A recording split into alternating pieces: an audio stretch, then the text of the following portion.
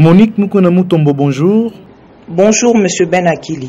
Vous êtes visionnaire de la plateforme RDC Nouvel Horizon. Expliquez-nous d'abord pourquoi c'est au thème RDC Nouvel Horizon. RDC Nouvel Horizon, c'est un message d'espoir pour le peuple congolais.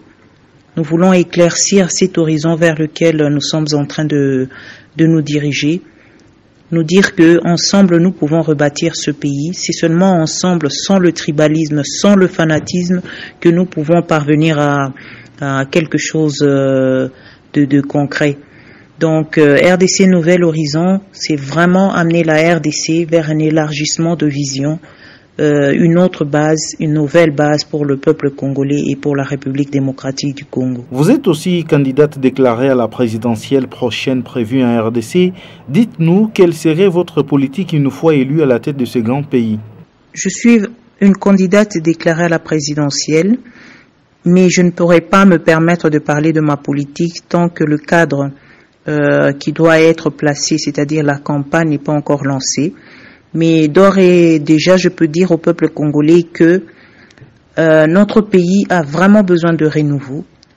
Nous allons bâtir de cet engrais de tuerie, d'atrocité, cet engrais de pauvreté, parce que je me dis que quand il y a une situation qui arrive, il faut que nous puissions nous analyser nous-mêmes. Qu'est-ce qui nous a conduit à arriver à ce niveau où nous en sommes aujourd'hui, au point d'être classés deuxième en termes de pauvreté dans le monde? Nous avons une part de responsabilité et la RDC doit se mettre ensemble pour d'abord faire l'autocritique, parce que c'est toujours facile de parler des autres, mais il faut aussi analyser qu'est-ce qui n'a pas marché chez nous, qu'est-ce que nous avons fait à notre niveau pour que nous puissions nous retrouver dans cette situation où la vie est devenue tellement difficile, le tribalisme règne, le fanatisme nous empêche de penser d'une façon rationnelle.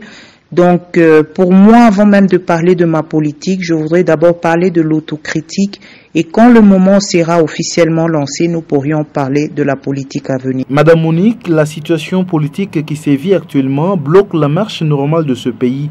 Alors, quel serait votre schéma pour faire sortir la République démocratique du Congo dans cette impasse politique? Monsieur Akili, il n'y a pas 36 solutions qui s'imposent. Nous devons nous préparer à des élections démocratiques transparentes dans notre pays. Nous n'avons pas d'autre alternative. Toutes les institutions de l'État sont devenues illégitimes. Comment voulez-vous que nous puissions parler encore d'une nation? Comment voulez-vous que nous puissions encore proposer d'autres solutions si la base même de la République est fragile? Donc pour moi, l'unique et la seule solution, ce sont des élections libres et démocratiques dans le plus bref délai. Je n'ai pas d'autre solution à proposer. Nous allons avec notre base nous battre vraiment pour que nous puissions avoir des élections le plus vite possible dans notre pays. La CENI s'est dit incapable d'organiser les élections en cette fin d'année 2017 telle que prévu par l'accord du 31 décembre 2016.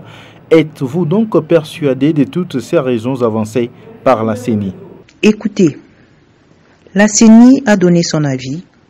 La CENI a fait un rapport qui devait être un rapport complet en disant « Nous sommes dans l'incapacité d'organiser des élections au mois de décembre 2017, mais nous proposons une telle date parce qu'il y a eu une telle et une telle autre raison.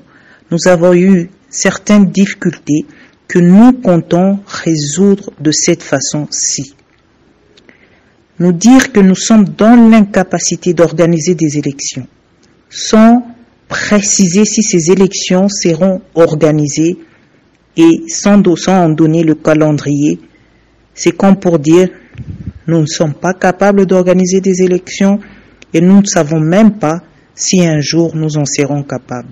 Est-ce que le Lualaba peut-il vous faire confiance, surtout qu'il est toujours considéré comme vache laitière par des politiciens qui s'enrichissent au détriment des filles et fils de cette province, c'est là, malgré la présence des minerais qui s'y trouvent? Je suis né à Kolwezi.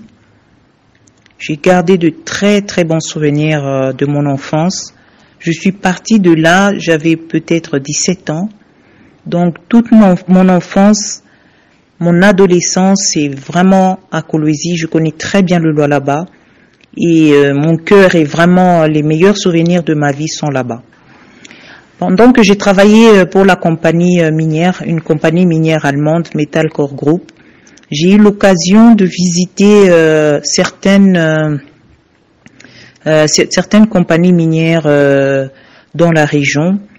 Et c'est vrai que dans le temps, la région était appelée le poumon de la République. C'est vrai que pour moi, j'aimerais bien voir un jour que la province puisse réellement profiter de cette richesse, que tous les contrats qui doivent être signés puissent profiter aussi aux enfants de la région, en même temps qu'à la République. Je pense que le Lualaba a été très généreux envers le pays. Il a soutenu l'économie pendant tellement d'années. Et c'est une question juste de volonté politique pour faire que cette province puisse retrouver son honneur d'antan et que les enfants, nos enfants ou nos frères qui vivent là-bas puissent se sentir bénis par cette province.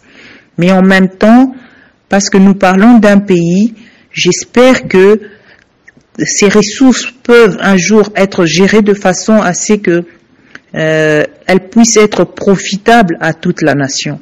Tous les investisseurs qui arrivent au Lualaba, comme ceux qui arrivent à l'Est, qui arrivent au Kasaï, qui arrivent au Bas-Congo, qui puissent avoir un environnement d'investissement assaini, qui puissent s'occuper du social et faire en sorte que la région, en même temps que tire profit de cette grande province, que la province aussi puisse avoir la prospérité, avoir les infrastructures nécessaires, être en position de se sentir vraiment une région bénie et qu'elle puisse être aussi une bénédiction pour tous. Aujourd'hui, tout est bloqué par rapport à la dépréciation de notre monnaie qui est le franc congolais. Que faire, Madame Monique Mukuna? J'aimerais bien parler avec vous de la dépréciation de notre monnaie, comme vous le dites. Et je pense que nous allons passer trop de temps à parler d'une des conséquences de la politique qui est très mal gérée. Et la politique, non pas seulement de la gestion de la chose publique, en termes de gestion de la chose publique, la politique économique, parce que ceci n'est qu'une conséquence. Peut-être que nous ressentons cela beaucoup plus maintenant, mais c'est une conséquence d'une certaine gestion qui s'est passée sur un long terme. La tuyauterie des régies financières est complètement trouée.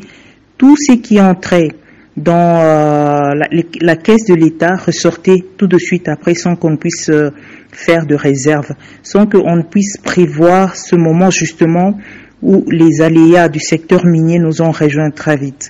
Les pays arabes ont su très vite saisir une opportunité pour eux, par exemple, de changer de secteur, de source de recettes pour leur pays.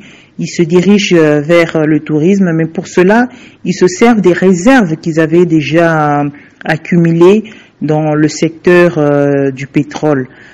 Et malheureusement, moi, le pays que je respecte un peu plus en Afrique, c'est la Namibie, qui a une très bonne politique minière, mais nous ne faisons que subir une mauvaise gestion sur un long terme.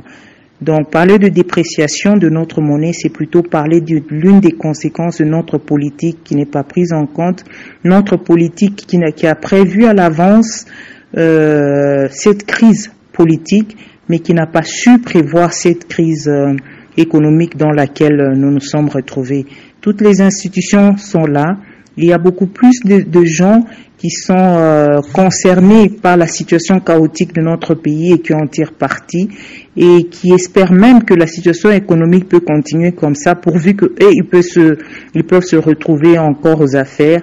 Donc, parler de notre monnaie, c'est vraiment s'attaquer au vrai problème de la RDC par le mot. Vous êtes l'une des rares femmes congolaises qui lèvent les tons. C'est quoi votre secret? Mon plus grand secret, c'est l'amour de mon pays. Je voudrais redonner à la RDC ce qu'elle m'a donné. Elle m'a donné envie de me battre. Elle m'a permis d'être ce que je suis devenu aujourd'hui. La RDC est vraiment un pays béni de Dieu. Et voir la situation comme elle est devenue aujourd'hui, en tant que digne fille du pays, je ne peux pas ne pas me lever pour me battre pour mon pays.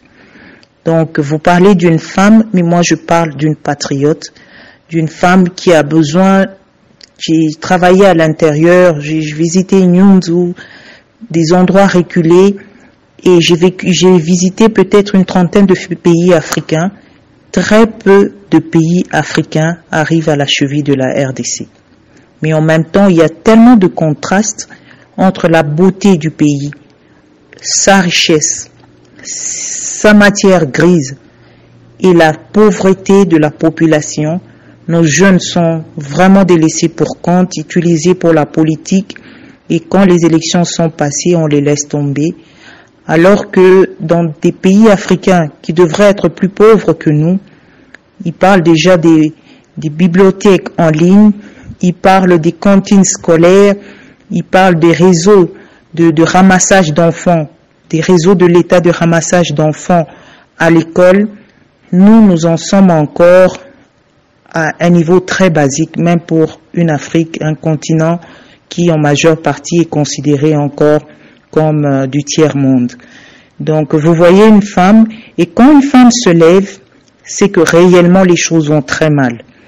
En tant que femme africaine, nous soutenons à plus de 60% l'économie, bien que ça ne soit qu'au niveau encore informel. Mais quand une femme se lève, c'est que vraiment j'ai l'intention de me battre pour mon pays, j'ai l'intention de faire de ce combat un signe pour montrer qu'il n'y a personne qui a le droit de rester sans se battre, pour que nous puissions nous unir encore, pour que nous puissions donner une chance à notre pays, en nous soudant, en nous battant contre les antivaleurs, en nous battant contre ceux qui pensent que la RDC va rester chaotique pendant longtemps. Nous avons besoin de nous unir. Ceux qui viendront nous parler de tribalisme, de balkanisation, de fanatisme ou de manque d'élection, que cela soit considéré comme des ennemis d'État, parce que le Congo est fort. C'est seulement en nous unissant que nous pouvons en faire un pays au rang africain en termes de libre. C'est vrai que vous êtes né à Kolwezi et vous vivez en Europe, ça fait plusieurs années. Un message en Swahili vous va quand même? Mina furahi sana kusungumuza na mwe ndugu yangu yote ya Kolwezi. Nilizaliwa huko na Mungu akisaidia tutakuwa tena kuvisite Kolwezi.